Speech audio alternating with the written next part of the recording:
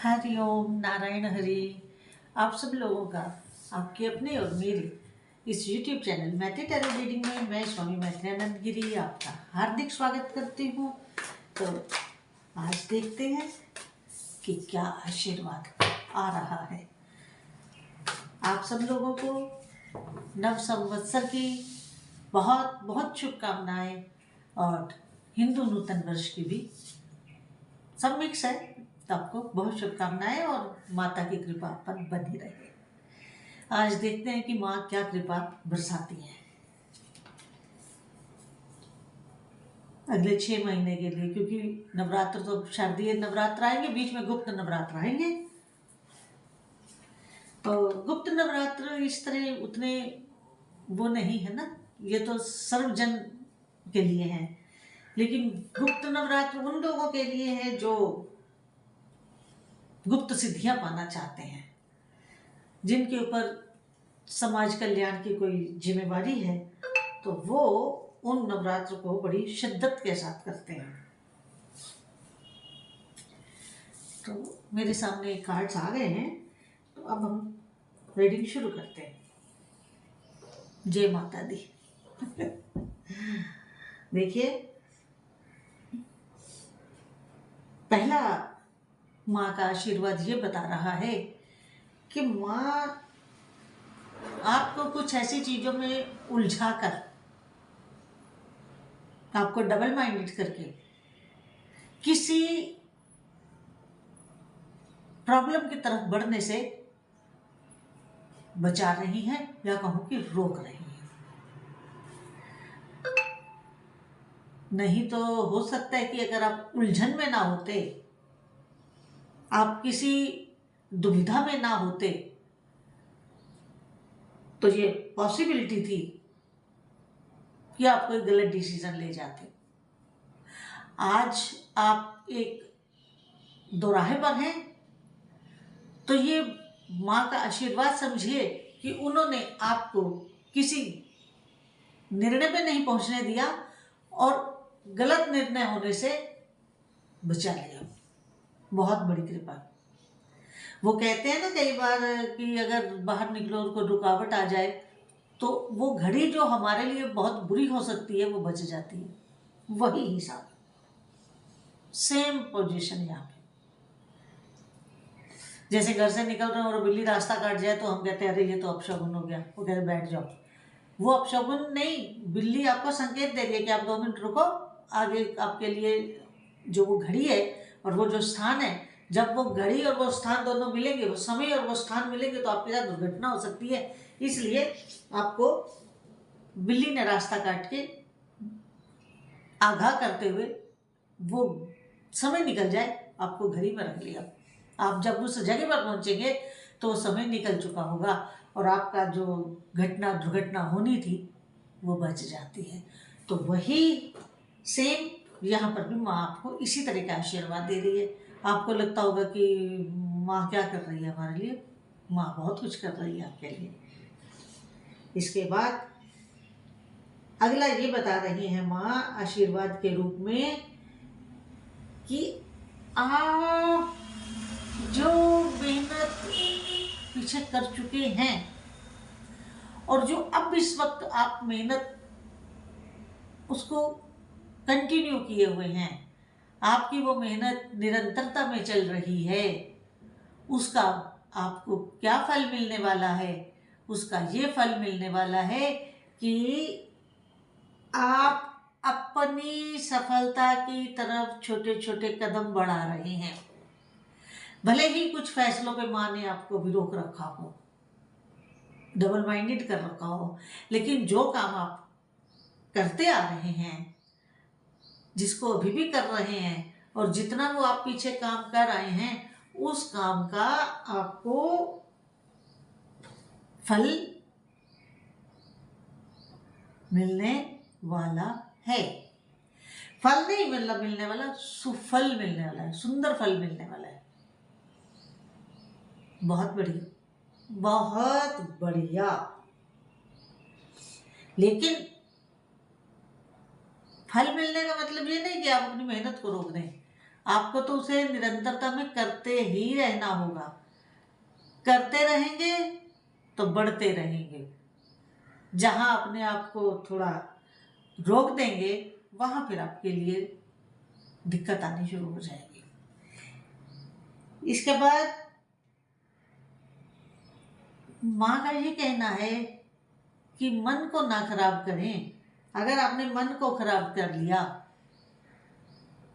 फिर आप कहेंगे कि मैं यहाँ से भागूं। इसी चीज को तो माँ रोक रही है यहाँ डबल माइंडेड करके आपको।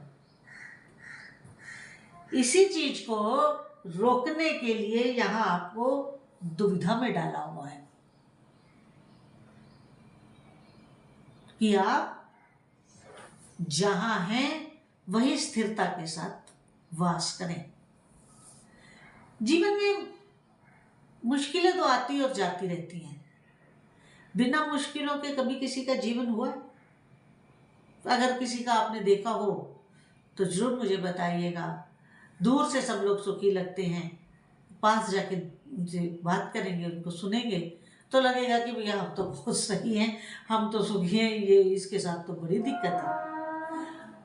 तो ये संसार का नियम है, क्योंकि जो व्यक्ति भी इस संसार में जन्म पाया है, जो मनुष्य भी जन्म पाया है, वो अपने पाप और पुण्य का मिश्रित फल भोगने के लिए इस मृत्यु लोक में आता है। तो इस मृत्यु लोक में, इस पृथ्वी लोक में कोई ऐसा व्यक्ति आपको नहीं मिलेगा जिसको पूरा का पूरा सुख मिला हो। वो चाहे राम भी आए हो नहीं, कृष्ण भी आए हो नहीं। तो इसलिए वो जो बात आप लोग आपस में बोलते हैं ना कि कभी किसी को मुकम्मल जहां नहीं मिलता, 100% सच है। इसलिए दिक्कतों से, मुश्किलों से, रुकावटों से कभी नहीं घबराना। इसलिए तो हर 2-2 महीने के गैप पे माँ आती हैं। देखिए 4 नवरात्र आते हैं, हर महीने भी आते हैं, महत्व 4 का ज्यादा है। और सबसे बड़ी बात यह है कि जो ये वाले नवरात्र आते हैं चैत्र के ये नवरात्र, इन नवरात्रों में माँ की इतनी कृपा और ऐसी कृपा होती है कि इसमें हमें माँ का आवाहन नहीं करना पड़ता। आवाहन मतलब माँ को बुलाना नहीं पड़ता। माँ स्वतः ही इस ब्रह्मांड में विचरण कर रही होती है। माँ स्वतः ही इस समय पृथ्वी लोक पर है बिन बुलाए। तो जब माँ अपनी खुशी से हमारे पास हैं तो फिर माँ से कुछ भी पाया जा सकता है ना। जो शारदीय नवरात्र होते हैं उनमें माँ का आवाहन किया जाता है, आवाहन किया जाता। लेकिन इन नवरात्रों में माँ का आवाहन नहीं किया जाता, क्योंकि माँ वायुमंडल में स्वतः ही संचरण कर रही होती है। आप जो करेंगे, जो बोलेंगे, जो नहीं तो माँ को बहुत मनाना पड़ता है तब माँ आती है। कितना तो उसके लिए विधान है माँ को आवाहन करने का। अगर आपने बंगालीज की वो देखा हो महाल्य वगैरह तो उसमें आपको समझ में आ जाएगा। खैर, अब आगे ये कि आपको माँ का आशीर्वाद किसके रूप में मिल रहा है।